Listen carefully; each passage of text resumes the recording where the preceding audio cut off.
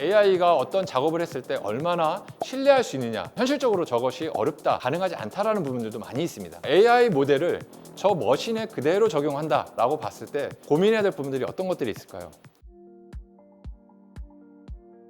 인터엑스에서 사업 총괄을 담당하고 있는 김재성입니다. 오늘 전 여러분들과 함께 제조 현장에서 AI가 어떻게 적용이 되고 그 제조 현장의 AI를 통해서 어떤 혁신을 주도하는지 기술 위주로 한번 살펴보도록 하겠습니다. 질문을 한번 던져보겠습니다. 공장이 1시간 다운타임이 있다고 한다면 그 비용이 얼마나 될까요? 아마 많은 상상을 하시게 될 겁니다. 공장이 1시간 멈추더라도 굉장히 다양한 코스트가 발생이 되기 때문입니다. 얼마 전에 TV에서 다큐멘터리가 있었습니다. 자동차, 석유화학, 조선공장들이 모여있는 우리나라 제조의 메카죠. 이곳에서 그동안에 많은 회사들이 AI에 대한 관심과 또한 AI에 대한 도입을 검토했는데 실제적으로 AI를 도입하기에 있어서 많은 우려를 가지고 있다고 합니다. 지금 보시는 것처럼 5가지 우려사항들이 있는데요. 이런 우려사항들 때문에 AI를 도입하고 싶어도 선뜻 진행을 하지 못하는 게 저희의 현실입니다. 제조 현장의 AI를 왜 검토해야 되는지는 크게 한 3가지 원인이 있다고 봅니다. 첫 번째는 기존에 가지고 있었던 경쟁력 한계에 다다랐다. 저희가 그렇게 보고 있습니다. 또 한 가지는 글로벌 시장 공급망이 굉장히 빠르게 변화하고 있고 또 많은 압박과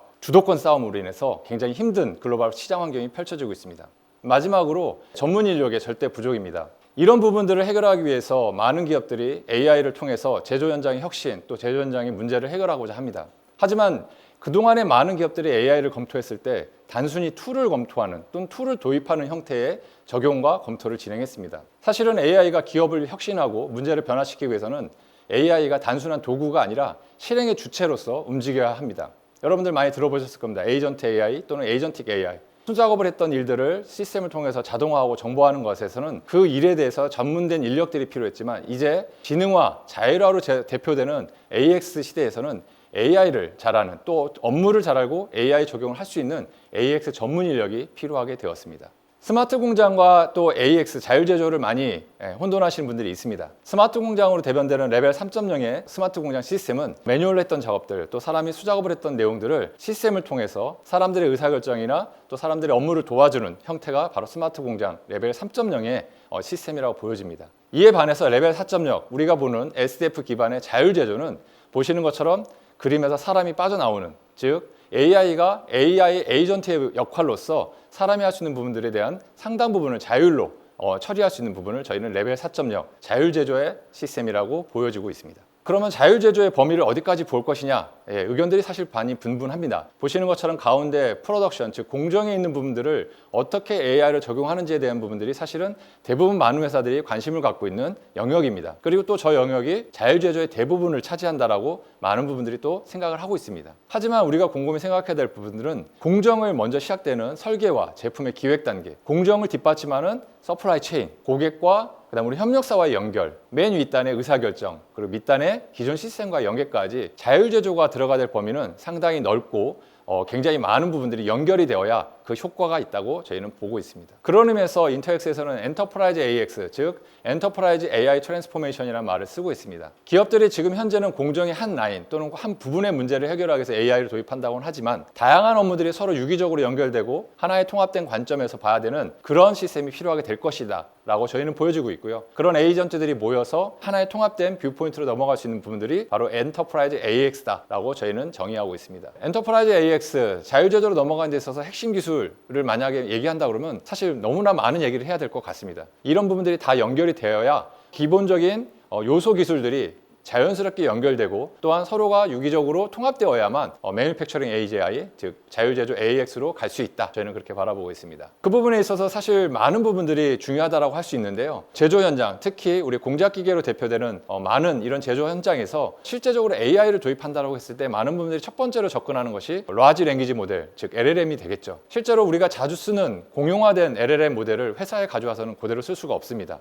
그거는 바로 우리 회사의 데이터나 우리 회사의 터미널로지가 그 LLM에 학습되어지지 않았기 때문입니다. 제조 현장에서 가장 필요한 데이터들을 학습을 시키는 제조 파운데이션 모델이 가장 먼저 중요하다라고 생각을 했고 그 부분에 있어서 제조 생성형 AI를 뒷받침하는 제너러티브 AI의 제조 파운데이션 모델을 만들었습니다. 보시는 것처럼 굉장히 많은 다양한 산업에 표준화된 단어들 그리고 언어들, 그들이 쓰는 터미놀로지들을 전부 학습을 시켜서 실제 제조 현장에서 가장 쓸 수 있는 파운데이션 모델을 먼저 만들어 놓고 그 기반 안에 회사가 가지고 있는 다양한 문서들이나 또한 다양한 정보들을 학습을 시키는 일명 레그 방식이겠죠. 이 제조 파운데이션 모델을 조금 더 고도화시키고 우리가 실제로 봐야 될 부분들을 연결해서 챗봇 형태든 아니면은 질문이 왔을 때 답변을 내보내는 형태의 저런 제너러티브 AI 솔루션을 가지고 있습니다. 보시는 것처럼 일반적인 생산 현장에 크게 보면 한 6개 스텝의 공정들을 지금 나열을 했습니다. 하지만 지금 현재 AI가 각 공정의 문제들, 공장의 문제들을 해결하기 위해서 지금 보시는 것처럼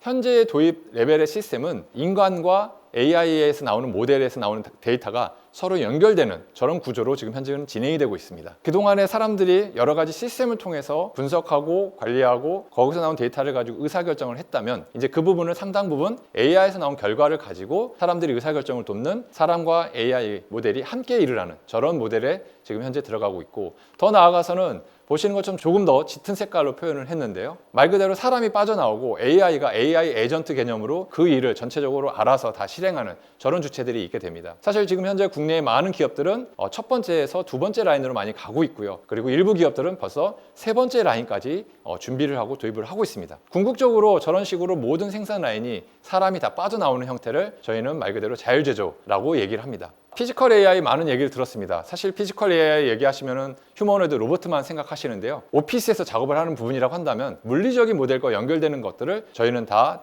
큰 의미의 피지컬 AI라고 저희는 판단을 하고 있습니다. 자, 이 부분이 왜 중요하냐면 공작기계에 계신 분들은 사실 굉장히 익숙하시겠죠. 저런 자율제조와 관련된 여러 가지 공작기계들이 회사에는 많이 있습니다. AI 모델을 저 머신에 그대로 적용한다라고 봤을 때 고민해야 될 부분들이 어떤 것들이 있을까요? 저희가 대표적인 고민 사례들을 7가지 정도를 넣어놨는데요.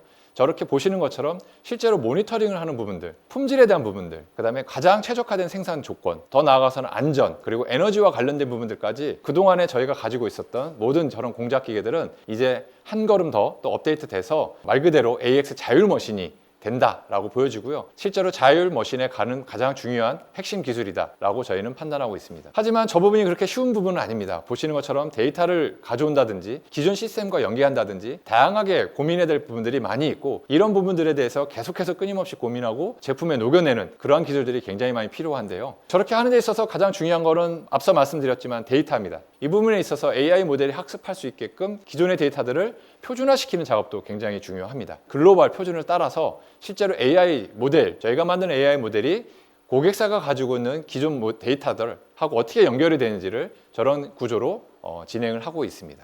실제로 로봇 아미라든지 휴머노이드 로봇 자체가 현장에서 적용되는지를 한번 볼 텐데요. 피지컬 AI의 가장 큰 특징 중에 하나는 실제로 물리적인 장비가 아니라 메타물리 장비에서 다양한 테스트와 또는 다양한 시뮬레이션을 해볼 수 있다는 거죠. 현실적으로 저것이 어렵다 또는 가능하지 않다라는 부분들도 많이 있습니다. 하지만 저 부분이 그대로 메타물리로 우리가 시뮬레이션도 하고 테스트도 해볼 수 있다면 많은 시뮬레이션을 돌려볼 수 있겠고, 그걸 통해서 이 장비가 가져야 될 가장 최적의 조건을 찾아낼 수 있다 라고 보여지고요. 실제로 AI가 어떤 작업을 했을 때 얼마나 신뢰할 수 있느냐 하는 부분도 굉장히 중요한데요. 절삭가공에서 많이 보이는 부분이죠. 저 드릴이 얼마만큼 정교하게, 그 다음에 일정하게 물건들을 뚫고 있는지에 대한 분석, 그리고 실제로 어느 정도 했을 때 저 드릴을 갈아줘야 될지, 그리고 실제로 드릴이 작업을 했을 때 그 부분이 정말로 잘 되었는지 또는 불량이 있지는 않은지를 보아야 되는데, 사실은 불량이 나오기 시작해서 저 부분에 들여다보면 이미 불량이 상당량 진행이 됐기 때문에 그 부분에 그 시간 동안 진행됐던 물건들은 쓰지 못하게 되겠죠. 특히 피지컬 AI에 연결돼서 저런 부분들을 미리 예측하고 분석한다면 굉장히 많은 비용이 세이브 될 것이라 저는 그렇게 판단하고 있습니다. 머신 AX에서 시작된 혁신, 문제 해결이 더 나아가서는 우리가 가지고 있는 공장 전체의 AX로 전환이 된다는 부분에서 상당히 중요하고 꼭 눈여겨보고 앞으로의 방향과 전략을 수립하는 좋은 시간이 되어야 될 것입니다. 인터엑스 제조 혁신의 새로운 시작을 알리고 있습니다. 이번 심토스에서 저희가 준비한 다양한 솔루션, 혁신 사례, 그리고 실제로 데모 환경들을 여러분들에게 선보이고자 합니다. 꼭 오셔서 좋은 시간 그리고 많은 아이디어 가져가셨으면 좋겠습니다. 감사합니다.